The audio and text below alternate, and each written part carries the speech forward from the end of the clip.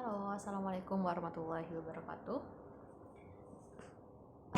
Di video kali ini aku mau share tentang apa yang aku rasain setelah melakukan journaling selama beberapa tahun ini. Oke, mungkin bagi yang belum tahu journaling itu apa ya, simpelnya sih journaling itu nulis apa yang dirasakan sehari-hari, mungkin merasakan emosi apa, kemudian hari ini ngapain aja, hari ini ketemu siapa, hari ini gimana perasaannya, dan apapun lah yang mau ditulisin ditumpahkan ke dalam tulisan gitu. Nah, aku udah mulai journaling itu dari tahun 2019 kalau nggak salah ya, 2019, 20, 21, 22, dan sekarang 23. Nah, 2019 itu aku mau mulainya karena waktu itu ada temanku yang kayak pre-order gitu buku agenda, dan dia cantik banget, aku suka, jadi ya udah aku pesen. Dan kebetulan kalau tengah tahun itu dia setengah harga, ya udah, kenapa ngomongin harga ya. Oke. Nah, jadi 2019 itu aku udah mulai journaling, dan ternyata bener-bener enak banget rasanya.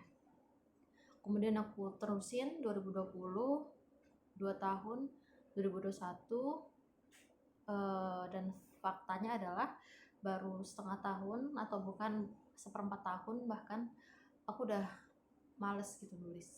Dan ya 3/4 tahun di 2021 itu aku nggak nulis sama sekali, 2022 juga nggak nulis, dan akhirnya aku mulai lagi di 2023. Dan apa yang aku rasain setelah 2 tahun nulis, kemudian 2 tahun vakum, dan kemudian akhirnya memutuskan untuk nulis lagi.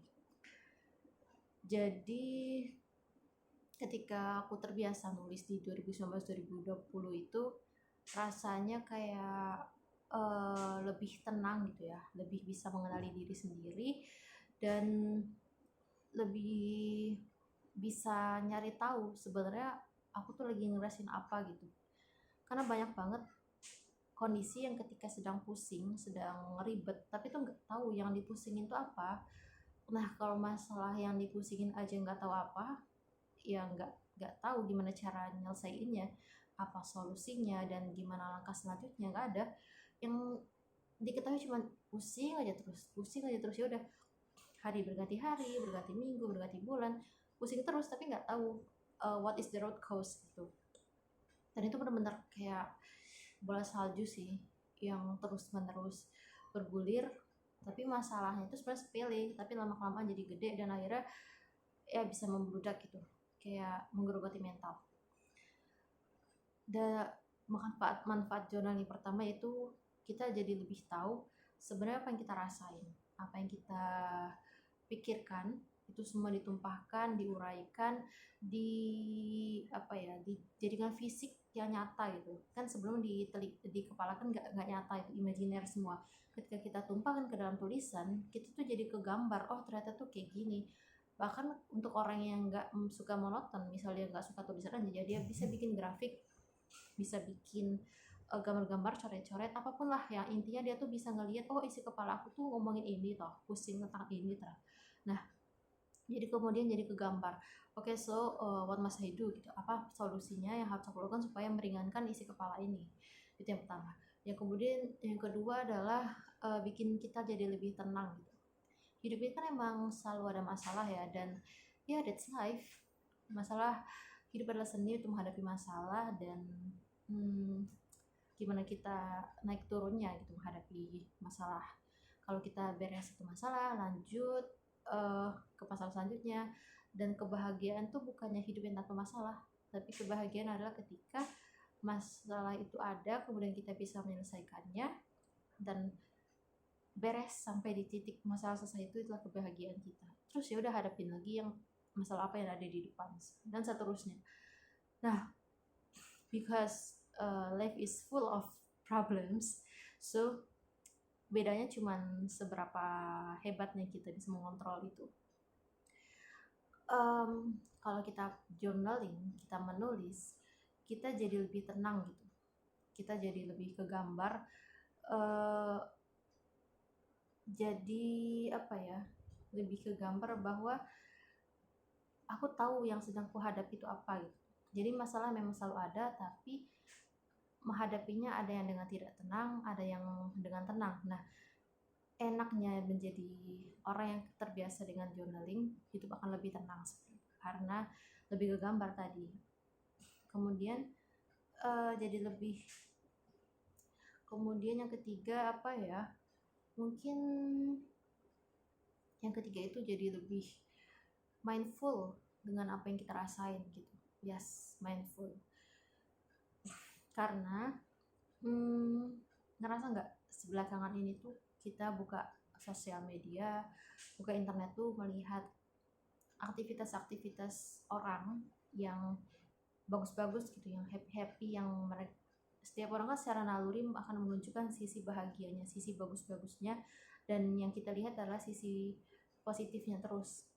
Jarang sekali sisi negatif orang atau sisi keburukan tuh di-upload ke sosial media.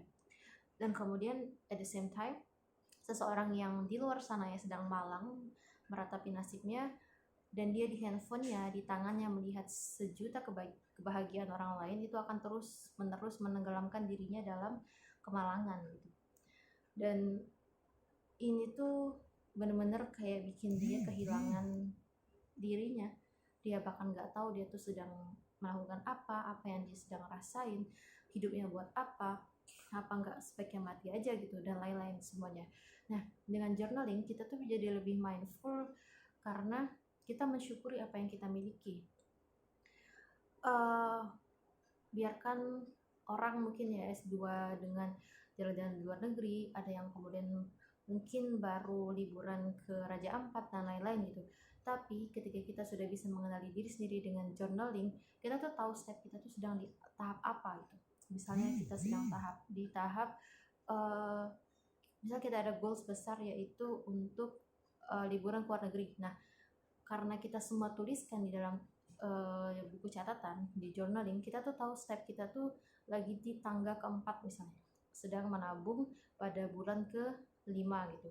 Dan ketika lihat orang dengan segala pencapaiannya, kita nggak iri karena kita tahu kita pun sedang berprogres, dan progresnya tuh kita rekam dan record dengan baik. So ya biarkanlah dunia dengan jalannya, tapi kita tahu kita juga sedang berprogres di impian kita masing-masing, di tangga kita masing-masing, dan itu semua terekam secara fisik di buku. Dan jadi kita nggak overwhelmed kayak aku kok di sini-sini aja, aku gini-gini aja, nggak ada kemajuan. Itu insya Allah perasaan itu akan hilang ketika kita tahu bahwa kita tuh juga berprogres, dan kita bisa lihat hasilnya itu bener-bener dari tulisannya nyata bahwa kita sudah berprogres selama 4 bulan misalnya, dengan progres sekian, kemudian kita makin yakin untuk meneruskannya, dan aku jadi lebih bersyukur dan lebih menikmati setiap hari, setiap nafas, setiap kegiatan tangan, kaki yang kita lakukan setiap hari. Oke, itu saja yang bisa saya sharing. Dan rasanya 2 tahun 2021-2022 tidak journaling adalah saya merasa hidup let it flow aja, waktu berjalan dengan cepat, tapi kayak tidak ada atau sedikit sekali lesson learn yang saya pelajari, yang saya dapatkan itu. Ada banyak secara perasaan, tapi tidak diabadikan dalam tulisan, dan ketika saya ingin recall lagi itu mungkin tidak semudah ketika saya recall apa yang saya rasakan di 2019 sama 2020. So in this year I will start journaling again, dan semoga kali ini istiqomah, dan semoga kita semua bisa menjadi pribadi yang lebih baik untuk seterusnya. Terima kasih.